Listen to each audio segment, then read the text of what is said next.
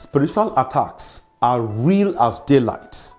Placed without, but not within you, are myriad types of spiritual entities, evil spirits, malevolent water spirits, abandoned and angry compound deities, craving for your undivided attention. Most people are surrounded by potent negative thought forms emanating from sworn enemies, or perhaps ladies they promised to marry but later abandoned, etc. Most of the spiritual entities and potent negative thought forms hovering around us crave to get hold of us, break us down, and strike us in 1,000 places at the same time.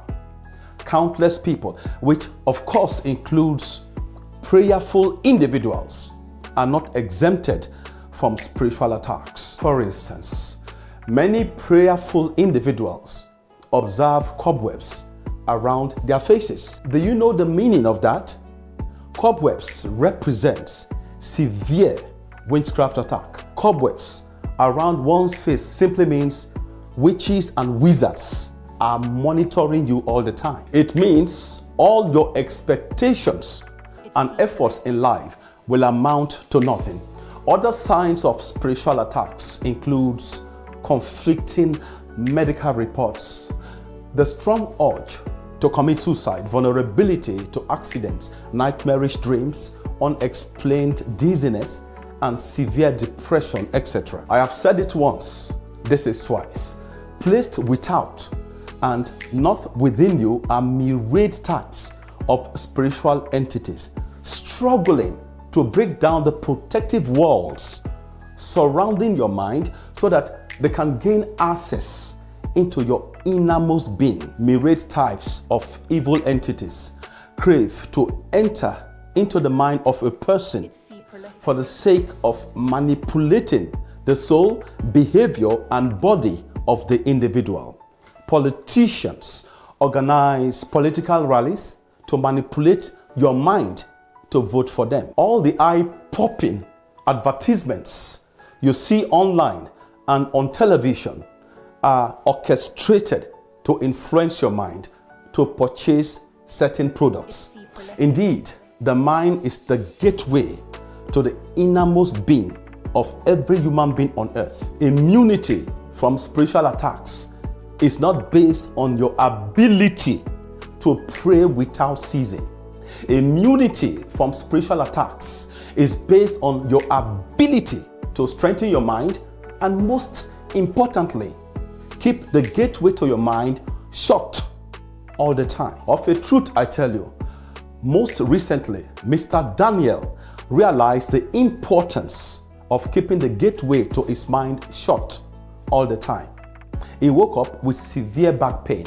His mind was focused on calling a nurse to give him some pain-relieving injections. His wife massaged him and the back pain became more severe. Instantly, Daniel's wife was thrown into a panicky state. Pronto, she called a pastor and narrated her husband's ordeal to him. The pastor yelled out, "Stroke, stroke, the enemy wants to paralyze your husband." Few hours later, the pastor came with anointing oil to the house. He directed her to massage the back of her husband with the anointing oil. After 2 days, there was no improvement. Her husband, who had in-depth knowledge of how the mind works, abandoned the anointing oil in the trash can. He invited the nurse and she administered some drugs. And within 4 hours, his back pain reduced tremendously. He recovered fully. Within 1 week, Mr. Daniel saved himself from prolonged suffering because he did not accept the so-called revelation of stroke into his mind.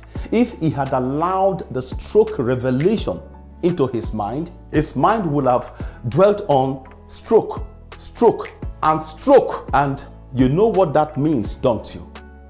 His situation would have certainly gone from bad to worse. Have you not been told in the Holy Bible, "I stand at the door and knock. If anyone hears my voice and opens the door, I will come in. Revelations 3:20, quite revealing.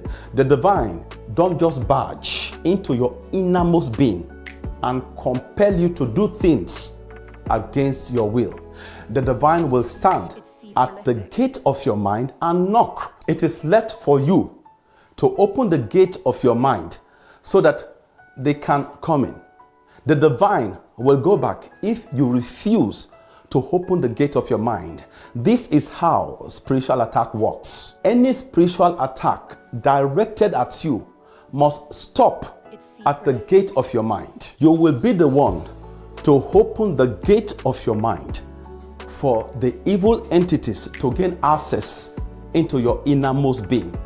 The moment you permit them to enter into your innermost being, it will not be easy to drive them out. Victims of spiritual attacks clearly understand what I am talking about. Society is filled with people who have been battling with one form of spiritual attack or the other for many years. They have not succeeded in permanently driving away myriad types of spiritual entities besetting them. Prayer is good, but prayer alone will not suffice when it comes to driving away evil influences and negative thought forms and suggestions emanating from enemies and loved ones. Your mind has a pivotal part to play in all this. Spiritual attacks are commonplace, not because majority of people are not prayerful.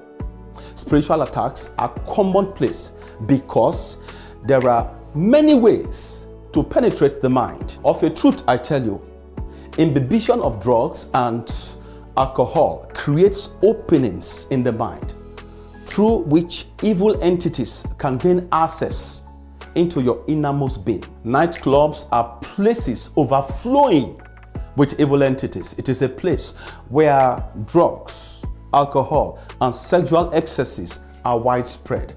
Most nightclubbers are vulnerable to spiritual attacks because they have porous minds. Also, guilty conscience. The sense of guilt often weakens your mind and makes it easy for spiritual attack to take place. Many things we do weakens our minds instead of giving strength to it. Do you want immunity from spiritual attacks? Learn to strengthen your mind and mimic Mr. Daniel, who never accepted the revelation of stroke into his mind. The mind of Mr. Daniel would have magnified his problem if he had accepted the revelation of stroke into his mind and dwelt on it. It's prolific.